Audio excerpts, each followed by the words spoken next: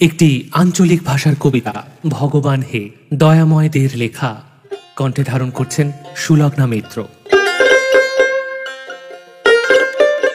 ভগবান, তুমি ঘরে আছো নাকি? হ্যাঁ, তুমি তো ব্যাস মন্দিরে গ্যাট হয়ে বসে আছো, বামুনের হাতে গা ধুচ্ছ, সকাল সন্ধে মন্ডাটি মারছ, ভুড়ি বাগাচ্ছ, আর গায়ে হাওয়া লাগায় লিক লিকে হাসছ।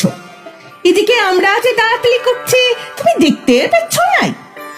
আমাদের ভাত নাই, কাপড় নাই, চোখে ঘুম নাই, খাবার জল নাই, শুধুই গরুর পাড়া দরছি, বাঁদরের পাড়া লাফাচ্ছি, আর কুকুরের পাড়া মার খেচ্ছি।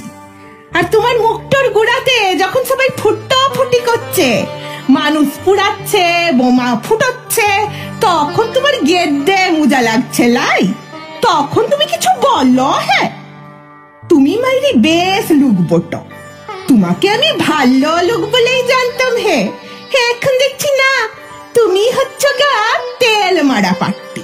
যাদের গেদ্দে আছে তাদেরকে আরো ঢুকাই দিচ্ছ, আর যাদের লাই তাদের লেগে রেখেছ বাঁশ, তাও আবার আঝুরা।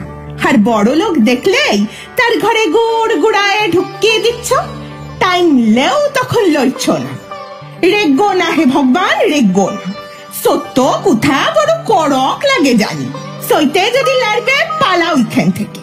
তুমি শুনবে নাই তাও বলবো, মানবে নাই তাও বলবো, বললে বললে কান্ত তোমার ভুট্টায় দেবো, তবেই আমি এখান থেকে যাব।